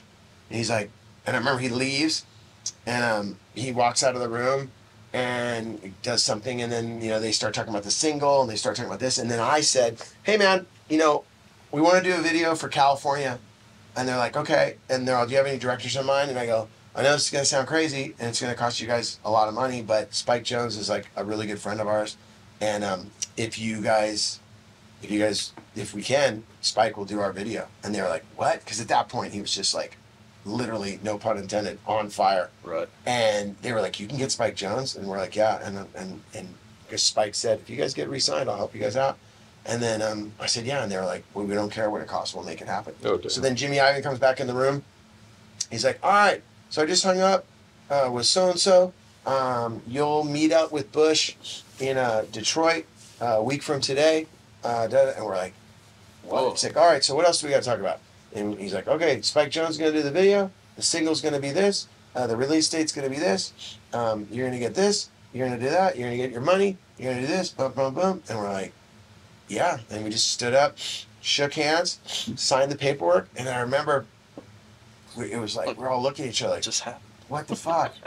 And So everyone, when you're in, was it South Dakota or North Dakota? wherever, like, where's Clinton from? I don't know. Oh, what was it? Lincoln, Nebraska. Little Bill Rock. Clinton? Yeah, he's Yeah. from Arkansas. So from that point on to you getting signed, how long of a span was that? 2 weeks. 2 weeks. Oh shit. All right. Crazy. That's pretty So cool. crazy. You're ready to call it a Oh, I was day. ready to call it a day. Yeah. And then the best part was, we all, everyone's like, holy shit, like, we're back in the game. You know, we all signed the contracts, boom, boom, boom, it all was back and forth. And I remember everyone just scattered. You know, the other three guys in the band, they bail. And I'm just sitting there with the guy that was like our A&R guy. And he says to me, he goes, so man, Joe, how do you feel? And I'm like, I feel great. He's like, what are you going to do? And I'm like, I guess I'm just going to go home. And he's like, all right. And I remember he walks me downstairs, and I'm like, oh shit, those guys were my ride. And he's like, oh man, well, do you want me to call you a cab? And I'm like, yeah, that'd be cool, but like, I don't got any money. He's like, what do you mean you don't got any money? You just signed a deal for $400,000. I'm like, well, yeah, but like, they didn't give me any money. Like, and he's like, oh, he starts laughing, and he just goes to the ATM and takes out like $200. He's like, dude, I know you're good for it. And I remember I was like, gave me $200, and then I, got a cab ride home, and I walk in, and my girlfriend at the time, she's like, what the hell's going on? I've been trying to get a hold of you all day. And I just sat down on the couch, and she's like, what happened? And I'm just like, we just got signed to Interscope. They gave us $400,000. We leave with Bush in a week. Spike Jones is doing our video. And I got $200. Let's go eat. Jesus. I got an advance. Yeah, like, yeah. What a day. Yeah. That's a rad story, dude. So, I mean, that's amazing. And then, yeah, it was a great tour. It was super fun. in the interest of keeping things moving a little bit, you guys still ended up folding after a while. But yeah. Could you just briefly tell us why you ended up folding the last? Just typical band typical stuff. band stuff. Okay. Yeah, I mean, it was just typical. As much as I sound rad telling the story, I'm probably not the easiest person to be in a band with. Nobody is. But yeah, you had a vision. I wasn't. It was just typical. Just typical band people getting in people's ears, managers whispering to people. Yeah. The honey. Well, whatever it is. So we're all, but like all those dudes, like we're all still on a text thread to this day, and we're all like, right. We're all like, I talked to Loomis, or I talked to Birdie, the bass. Me and Soda today, or the other day, someone sent us something, and we're on this thread together. So it's like we're all bros, It's just it wasn't, it ran its course, and yeah. But by that time, you had Side One going. Mm-hmm. You already had a vision for 22 Jacks. Yeah. Your ass is on fire watching. Yeah. All these bands. Yeah, I'm fired You're up. You're ready to make something happen. So you put together the super group. Yep. You handpicked the members. Yep. And what was your plan going forward from there? The plan was to kind of pick up, like I thought what I wanted to do was kind of pick up on the momentum and the success that Wax had. Yeah. And I think for a long time, we were able to really kind of experience that in the sense that 22 Jacks got a lot of opportunities and we toured our asses off. I think the thing that kind of was the demise of 22 Jacks, or just kind of what happened, was I think we might have stayed on the road too long and kind of maybe burned ourselves out a little bit. I know I hit burnout, and then also it was like a different point in my life. I just turned 33, and I think I got married, and I think I got married right around 31, and then I was in 22 Jacks when I was 32, 33, and then all of a sudden I just felt like we weren't having that natural momentum, and that we weren't turning that corner, and I was just like, yeah, you know what? And to be totally honest too, right around that time period was when SideOneDummy was just starting. That was 96, 97, and I was partners with my best friend, still my best friend to this day, Bill Armstrong, and we were working 22 Jacks. And then what had happened was, we signed our first band that wasn't, like a little band. And it was a band that we really believed had an opportunity and that we really believed could be huge. And that was Flogging Molly. Yeah. And the thing was, Flogging Molly had 7 people in the band. And I was friends with Matt Hensley. And, he was the one that we were the connection to do it. And what ended up happening was once we signed that band and we started working with them, my partner Bill pulled me aside and was like, look, dude, I back that you want to do 22 Jacks and I love it, but I got to be honest with you, man, when you're not here and it's just me doing the label, because at the point that's a big word, label's a big word for 3 dudes. We had a buddy of ours working there and then Bill and I. And from BYO, it's there's a lot that goes into it.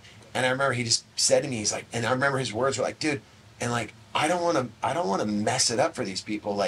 These people are counting on us, man. There's 7 of these people. It's not just 4 people. There's 7 people, and there's a lot of moving parts. And dude, I don't know, man. I'm just saying, I think we need to, I think you should really, but he wasn't saying come off the road, but he was saying like, dude, like I think you got to give SideOneDummy like a full shot. And I remember I was like, you know what, you're right. And I remember I did a show. We were on the road with, I want to say like Lit, and we played the Palladium, and then with 22 Jacks. And I remember I got done, and I was just like, I think I'm done for a bit. And I just walked home from the Palladium to where I lived on Melrose. And I was like, all right, I'm going to give SideOneDummy, I'm going to go full court on SideOneDummy. And it was weird too, because like my identity was always being in a band. So all of a sudden I wasn't in a band anymore. And I remember like it took some getting used to, because I remember like I went to the Warped Tour that year, and it was strange because like I wasn't in a band, and my band used to play the Warped Tour, but like Flogging Molly was on the tour, and I was like stoked that we were able to hook them up. But it was weird, like everyone was getting ready to play, and like I was like, okay, what do I do? But and then I kind of realized I was able to like, it was like an actor. I was like, oh, I'm record company guy, so I kind of just turned into that guy. Nice. And I did that guy for like 15 years, and I had my kids, and then I just like, you know what, I'm gonna be a record guy. And then I didn't, that's where kind of like the whole stand-up thing came, because 22 Jacks would do a reunion show here and there. Wax would do a reunion show here and there, but it never was my thing. Like a lot of my friends, that all still play music, like, they still go out and they love playing music. I just was like, I kind of felt like I'd done the best I'd done, and like I kind of felt like I just didn't have any. I don't want to be like, I don't want to, I don't want to. How can I say this? Like I felt like I didn't have any more to give or like learn from that. And I didn't want to be singing songs that like I wrote like so long ago. You know what I'm saying? That ran its course, right? Yeah. I was just like, and also like all my friends, that are in these bigger bands, whether it's the Vandals or No Effects, like there are all these bands that have had this huge careers, and like when they put tickets on sale, they play to 1,000 people, and my band wasn't going to be doing that. So I was like, I don't want to be the guy playing the Hurricanes in Huntington. Nice. Fucking 3 people. I was just like, I don't want to be that guy. That'll really fucking bum me out to go from the high to that. Yeah. So then that was when I started messing around with wanting to do like a one-man show, kind of basically about everything we talked about. I wrote this one-man show called California Calling, and I started performing that, and it was super fun to do, and it was a story about basically going to the skateboard park and how that day put me on the projection for the rest of my life. And it was done with photographs and music, and it was super fun to do. And people like Jay Bentley, Steve Soto, Randy Bradbury, Jimmy from Pennywise, they all like were super supporters of it. And they were like telling people to go see it, and people would come out. And then one night I got asked by the Improv in Hollywood to perform there. They were like, hey man, you do this show about music, you should do it there. And I'd never been to the Improv. I'd driven by it my whole life. And I was like, whoa. So I did a show there. And then Pauly Shore, who him and I were friends, said, you should do hey man, he's like, yo buddy, you got this show with music and this and that. You should be at the Comedy Store. My mom has a room for stuff like that. And I was like, all right. So I went up there and did the show there. And then that was like, I was really into it, but then it was like a one-man show, so it was like a story, beginning, middle, and end. But then, and it was, it was a story that had a lot of funny stuff in it. But then all of a sudden I was like, man, I want to do like stand-up and not just do this. And then all I wanted to do was just like, I just wanted to learn about stand-up. And that's all I was going to do. Like, I want to be good enough to like, maybe I could, if I was ever on the same stage as a bunch of other comics, maybe I wouldn't be the best, but I would at least not stand out as the worst, And I just really worked at that. And then Pauly was like, you can come up to the store and do that. And then the woman at the Improv, same thing. So then it was like, come down and do 7 minutes. And I'm like, what? How do you do that? Because I was doing like an hour with this one-man show. Right. And then, all of a sudden, I got bit by it, and that was 15 years ago. And then what happened was for 15 years, I've just done stand-up. And I've done stand-up every single week for 15 years. Wow. Like, to this moment. Like, either one spot a week, minimum, or, now it'll be like, 2 shows one night, 3 shows one night. You know, like there's some weeks where I'll do 7 spots, some weeks where I do 10 spots, some weeks where I do 2, but I've never missed a week in 15 years. What's your set right now? Like, how long are your... Well, you know, when I headline, I do an hour, and then, like, tomorrow night I'll feature, and I'll do 20, and then, you know, I'll do the Comedy Store and headline and do an hour, and then, you know, sometimes I do 20. Like, when I'm on the road with Jim Brewer, I do 20 to 25 minutes every night. Yeah, Jim Brewer is rad. Yeah. Yeah, I tour a lot with him, and then... You bypassed all the stuff that comedians have to go through, though, right? It sounds like. I mean, you weren't doing open mics. Are you? No, I didn't bypass. Were you? You didn't. You had to do all that then, still, right? Well, I never did. You know, there's 2 philosophies with open mics, and like this is just my philosophy. I never did open mics, not because I don't believe in them, but I didn't have to learn how to hold the microphone. I didn't have to learn how to deal with the crowd. I mean, I grew up singing in punk rock bands. I was used to skinheads wanting to fight me, or people, you know, not, you know, people with fenders not being stoked, people being super stoked. I had the ability to, you know, walk on stage and know how to talk to an audience and know how to talk into a microphone. The open mic is for that. You know, there's a lot, when you're a young comic or any age comic starting out, if you've never had a mic in your hand, you've never taken it out of the stand, if you've never moved the mic stand, moved the stool, or like, if you don't know how to just do that, that takes some ability to do that. The open mic too is, you know, if you have an idea for a joke and you want to say it, an open mic is great to just go, hey, I have this idea. I say these 6 words and then I say these other 8 words, and together it makes people laugh. So the open mic, that is the purpose of doing that. Yeah. For me personally, I always felt as a comedian, I didn't feel any growth doing an open mic because the audience is other comedians. Right. So they're not gonna laugh and if they are, you know, there's a lot of times if you're doing the open mic, you can leave, I feel, more discouraged than stoked. And what I learned was, you know what, man, I wanna, my material might not be great, but I need to see how it works in front of a real audience that's eating nachos and they paid for parking and they have a sitter and they have 90 minutes and they want to laugh, and here you go. Like, I want to see what that's going to work like. So I jumped more into that because I was able to do it, but I did not get, like, if anything, coming from the music world into the stand-up world, there was no favoritism at all. And if anything, it worked against me because comics hate it. And I understand why now. When fucking yahoos come in, it's like surfing. You know, you're out there, you got your crew, and you're like, who the fuck is this guy with a paddleboard? Why does this guy have this paddleboard out here right now? Dude. And you know, he's just like, you know, or someone just, you know, paddles up into the lineup, and you're like, dude, what are you, like, come on. Doing here? We've been waiting all summer. We finally are getting a nice south, and you're really going to come out here and you know, on your soft top, and come on, dude, really? I've been here every day in the winter, freezing my ass off, and that's how comics are. They're like, okay, you're an actor, now you want to do comedy. Oh, you're a singer in a band. It's now like you're a comic. It's like it's like the Brendan Schaub effect, right? Well, somebody, you know, who came in from a different place. Now see, you know, like with Brendan, me personally, I've only met Brendan like once or twice. He's always been he was super cool to me both times. But, you know, he did, you know, have to put up, and, you know, I don't know if it's still there, but he did have to put up with a lot of people going like, oh, dude, you're only getting these spots because you're friends with Rogan and because you're on Rogan's podcast and you're a UFC fighter. But see, the thing is, though, and this is what I tell people all the time, you know, people, like, comedy isn't, it's like, it's not fun.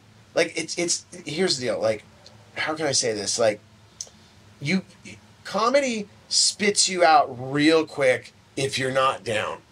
You know, like Fat Mike, you know, he was going to do stand-up.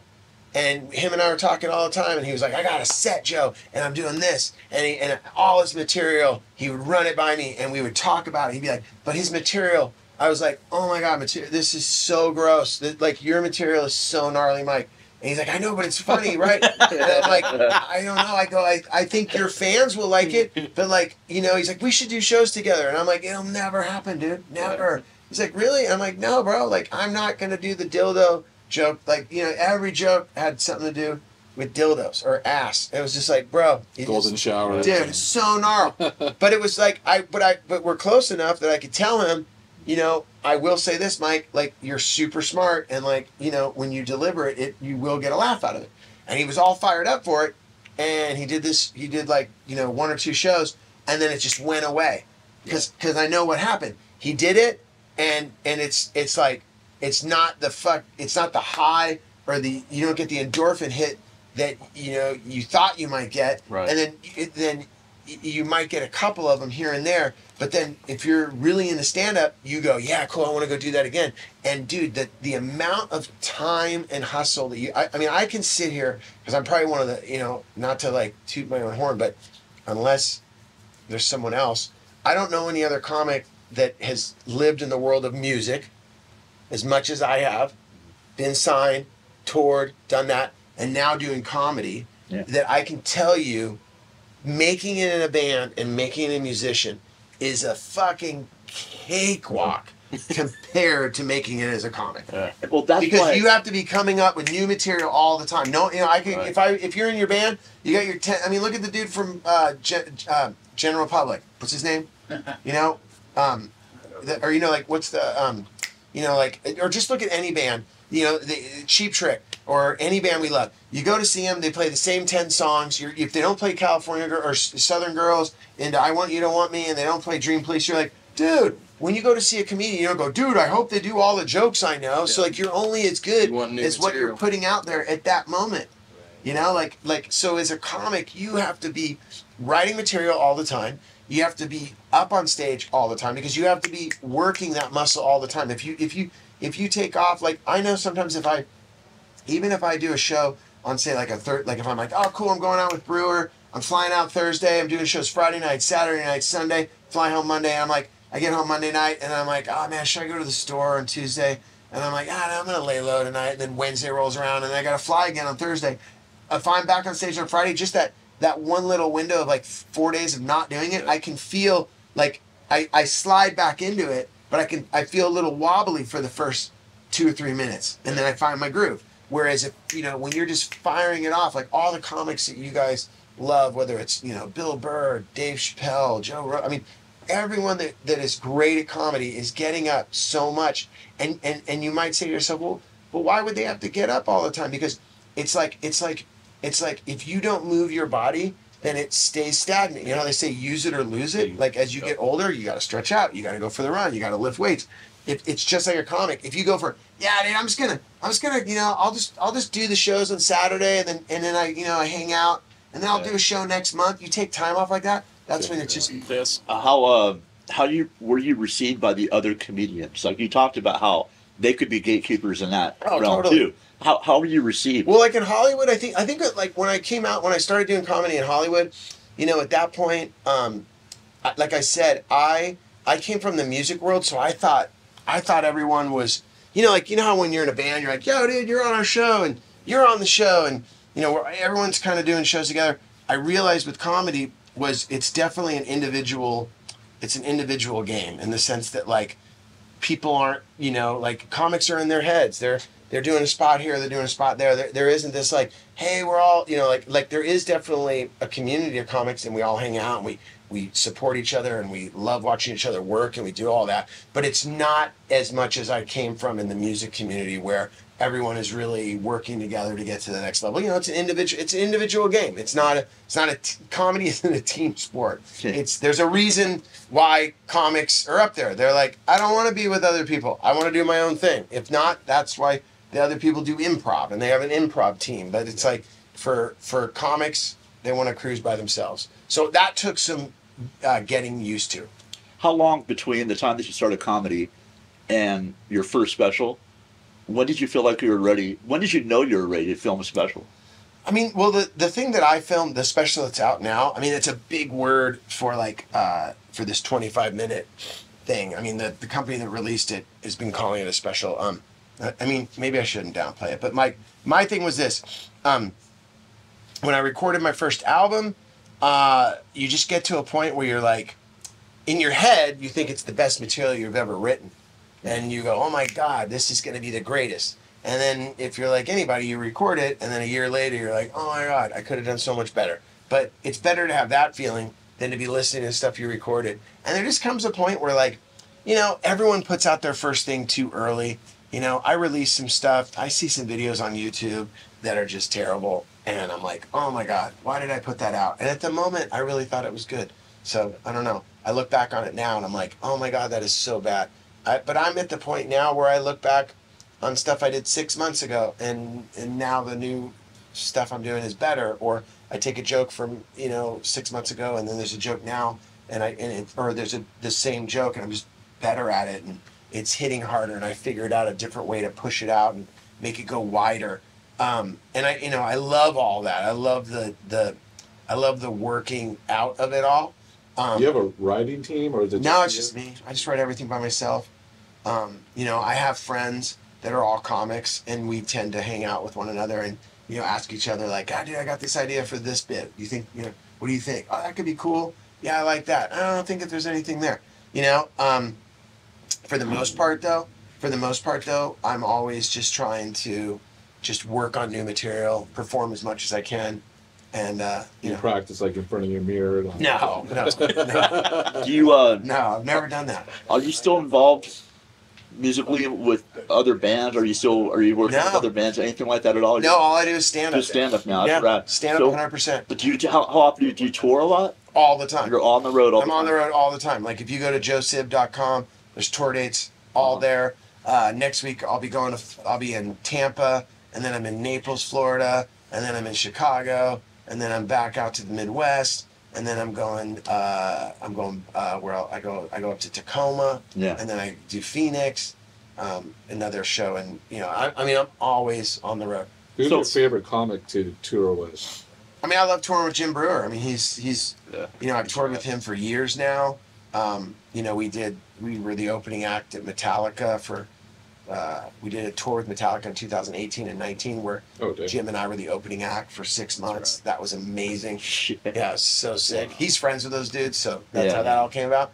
But I would say, you know, touring with Jim's been amazing, man. I mean, you know, if I haven't ever, you know, I've toured with other comedians opening, but I've never spent, you know, the road time that I've done with Jim. I mean, we've been all over the United States multiple times. Wow. What's your favorite? I mean, you probably don't want to single out one favorite place, but do you have a spot you just look forward to going to every year? Oh, yeah. Denver Comedy Works. No question. Denver Comedy Works. They have 2 rooms out there. You have the downtown location that's just in the middle. You know, it's in downtown Denver. It's in this cool area that you go downstairs. The club is perfect. It's the stage is so small, and it just has these seats that go all the way up to the very back of the room. They pack them in there. There's another venue that's called Landmark, and it's this bigger theater style where I actually recorded my special. Right. And Denver Comedy Works is one of my all-time favorite clubs that I love performing there. It's just the staff, the people, everyone's super cool. Man, you have had one hell of a... You've had careers, like multiple, you know? Yeah, it's weird. Band, record label. So, Side1Dummy, what ended up happening, just to wrap up that record label, is it still active at all? Totally active. Right? Yeah, so what ended up happening with SideOneDummy was about 3 years ago. You know, my partner and I both were like, you know what, man? Like, we'd been doing that for 30 years. Yeah. We had the label for 30 years. And we both, you know, love what the label was doing and what it's been doing and the run that we had with all of the bands. Yeah. And then there was a company that basically wanted to come in and like help us just basically facilitate more of what we were doing. And basically they would say, hey, you know what, man, we'll do the day-to-day of this. And at that point, my partner and I were super stoked to be able to hand over the reins to them and let them, you know, there's been multiple bands that have been signed. This band called Cliff Diver that everyone loves, and you know, a lot of new releases. Parish, this band called Parish, that's super on fire right now. So you still own it, but you're just kind of like letting other people manage it? Yeah, well, basically I handed over, I took my part of it. I'm out of the picture. Oh, okay. And then they came in and they're They're running the show now. I'm a lot to be proud of, man. That label. Yeah. You had a lot of good bands. You had killer after killer on that label. I'm super proud of it. I mean, the bands I worked with and the people I worked with, amazing. I mean, I mean, talk about, you know, it being like a dream, man. I mean, all those bands from Flogging Molly to Gaslight Anthem to the Briggs to, you know, Title Fight to, I mean, Gaslight Anthem, Go-Go Bordello, Flogging Molly, all the Warped Tour compilation. I mean, I don't want to leave out any band because there's so many great bands. Yeah. But, you know, I feel very grateful. Yeah, the Warped Tour compilations were pretty big. Yeah, we did one every year. Yeah, and then and your affiliation with them was amazing for those bands. Yeah. I mean, that was that we broke so many bands off of that Warped Tour compilation. Yeah, yeah. That's awesome, man. Now, what about are you involved in any kind of? You don't have a podcast yet. No. Eventually gets one. No, man. I Too busy. Yeah, I don't know. Yeah, man. too It's like I busy. want to do a podcast, but I just don't know what I would talk about. Yeah, well, After I just killed an hour. you just burned 3 hours. Well, you be interviewing other people. Like Yeah. That's No, but this is great. Is there anything else you want to plug before we wrap this up? I would just say, you go to joesib.com, and if you're in Southern California or anywhere in the United States, that's going to be the best place to find out where I'm at. Come out to a show. It's always a ton of fun. And you know, and you go to my Instagram. This is Joe_Sib. Facebook. There you go. Yeah, I just started following you, so. Oh, okay, cool. Yeah. Okay. Well, hey, man. Joe Thank you for Sib, having us. man. Fucking Thank you for having me. stoked. I just have one remaining question for Go. you. Are you ready to try cocks? I listened to that and feels rolled. For what I mean, I was rolling. Hey, for everyone watching or listening, that the whole podcast has turned a certain direction. They're like, oh shit, what's going on? Yeah, it's a reference to a special. It's a reference to a joke. Yeah. So, if you work for AT&T, go die. There you go. Yeah, fuck AT&T, Yeah, right? can't stand AT&T, That's all I was bro. cracking up. Yeah. Yeah, if you work for AT&T, go die. Yeah, go to YouTube and You know where check I out pinched this. that from? What's the name of You know where I pinched that from? If you work for AT&T, go die. It's from remember Decline of the Western Civilization. We're leaving. Goes, if there's any A&R people here tonight, go die. Yes, dude. That's right. That's where I got it from. That's so right. If there's any A&R people here, here tonight, go die. That's right. What's the name of that special on YouTube right now? The name of the special on YouTube, and you can check it out. It's Joe Sib.